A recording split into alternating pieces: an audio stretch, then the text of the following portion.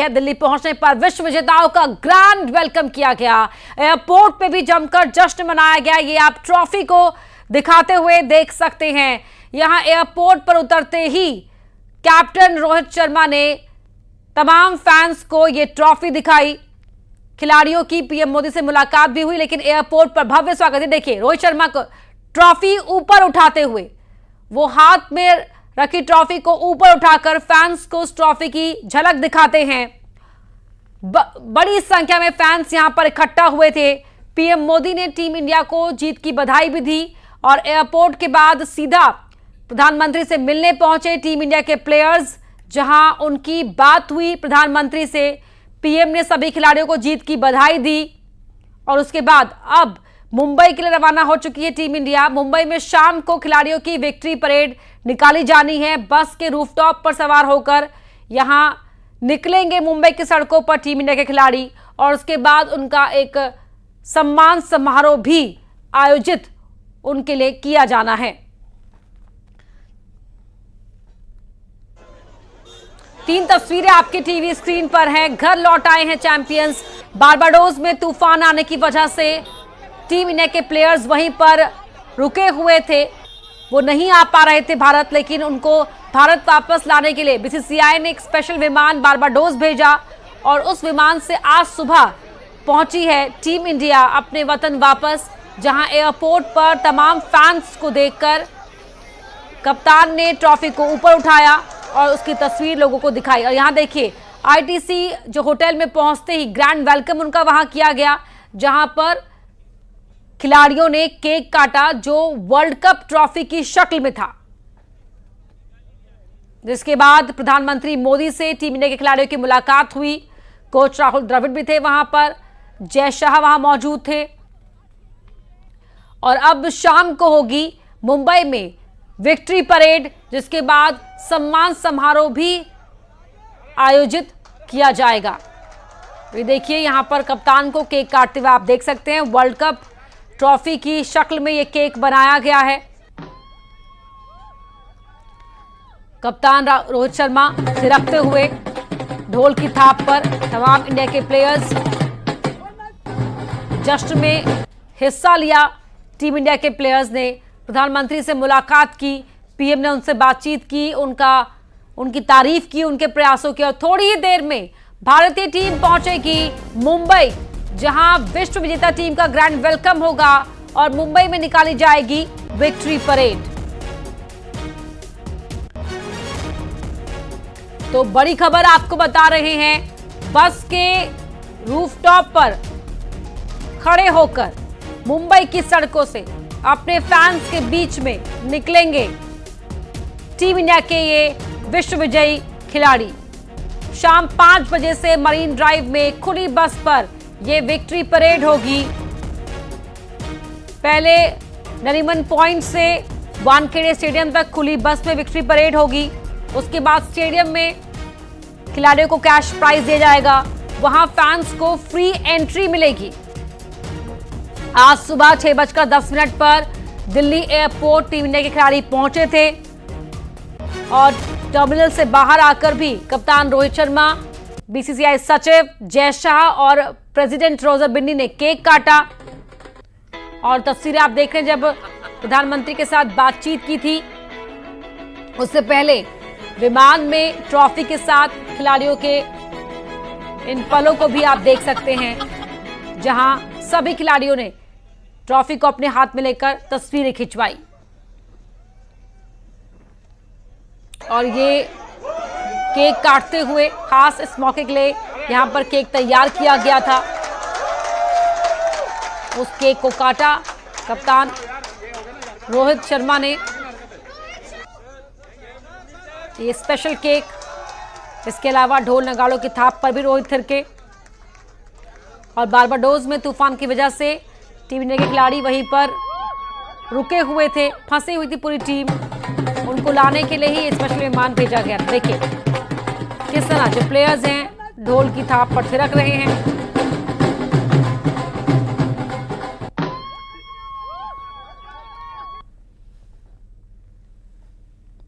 और victory parade के लिए मुंबई में भी पुलिस ने खास इंतजाम किए हुए हैं। 1 किलोमीटर की परेड होगी। इस दौरान गाड़ियों की आवाजाही को रोका जाएगा। रूट डाइवर्ट किए गए हैं। 7 रूट बताए जा रहे हैं डाइवर्ट किए गए हैं और बड़ी सुरक्षा के बीच ये विक्ट्री परेड खिलाड़ियों की निकाली जाएगी। घर लौट आए हैं चैंपियंस का इंतजार देश के लोग, देशवासी बेसब्री से कर रहे थे। खुद चैंपियंस को भी इंतजार था अपने घर लौटने का, अपने फैंस के बीच, अपने देश में, अपने परिवार के बीच।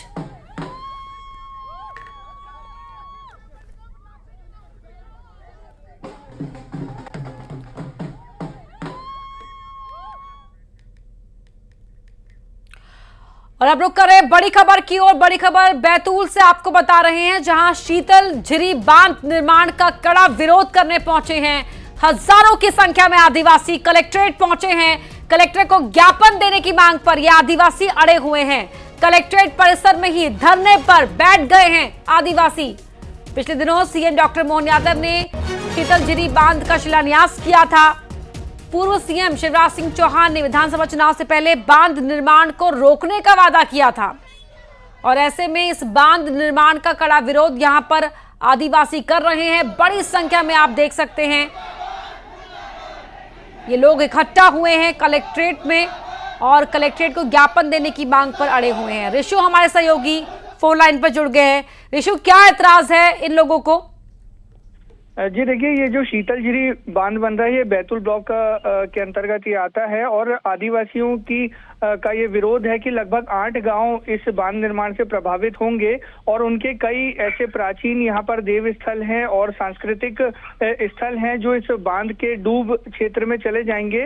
दूसरी बात वे ये कह रहे हैं कि बहुत कम जमीन हर परिवार के पास है, बहुत ही गरीब परिवार है। अगर वो जमीन इन ग्रामीणों की चली गई, आदिवासियों की, तो जीवन यापन का इनके पास कोई साधन नहीं रहेगा। विधानसभा चुनाव 2023 के पहले शासन ने आश्वासन जरूर दिया था कि बांध निर्माण रोका जाएगा, क्योंकि उस समय भी इन लोगों ने मतदान का बहिष्कार कर दिया था।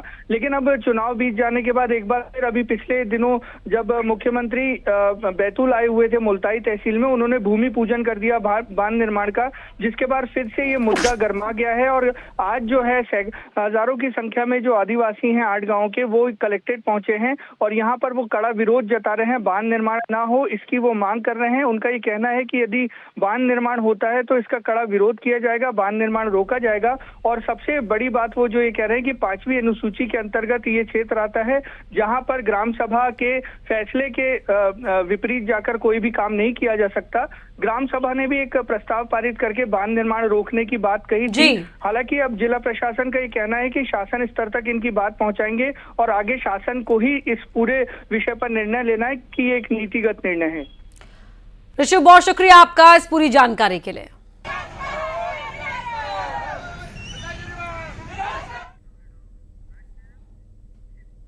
वहीं नीमच में अवैध अतिक्रमण पर बुलडोजर एक्शन देखने को मिला है। शिकायत के आधार पर कार्रवाई की गई है। शिकायतकर्ता का अतिक्रमण भी सामने आया है। शिकायतकर्ता के अतिक्रमण को भी हटाया गया है। चूड़ी गली चौराहे के पास ही कार्रवाई की गई है। जिसने शिकायत की उसके यहाँ भी अतिक्रमण था, उसके अतिक्रमण को भी हटाया गया है।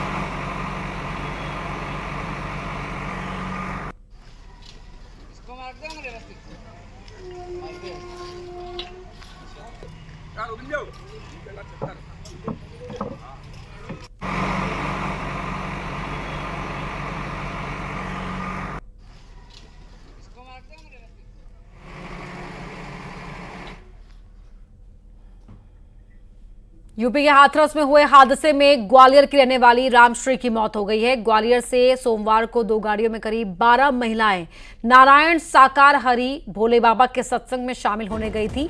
ये सभी थाटीपुर के जगजीवन नगर इलाके की रहने वाली हैं। बताया जा रहा है कि 45 साल की रामश्री बाबा के नजदीक ही भीड़ में थी।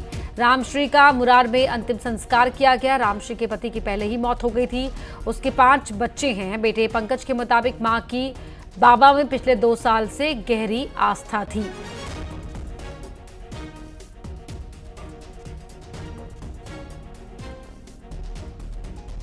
यहाँ ग्वालियर लेके आए, ग्वालियर मुरार मुक्ति धाम में अंतिम संस्कार किया। सेवा पैस क्योंकि जल सेवा चल रही थी, समापन हो गया था तो सब जल सेवा चल रही थी, तो हम तो उसमें भी जीते। फिर बाकी बाद हम जब समापन होने की भीड़ कम हो गई तो उनकी चलो अपन गाड़ी पे चला, तो हम गाड़ी पे गए थे।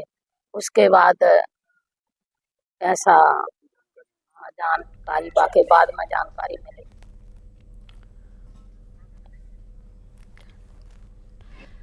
तो मुरार में रामश्री का अंतिम संस्कार किया गया। परिवार का कहना है कि बीते 2 सालों से ही रामश्री की बाबा में आस्था हुई और वो गहरी आस्था हो गई, और जिस दौरान ये भगदड़ मची उस दौरान बाबा के मंच के बेहद करीब ही थी रामश्री।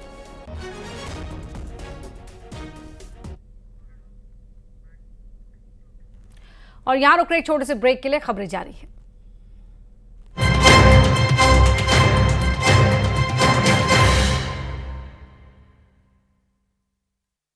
आज करेगी विरोध।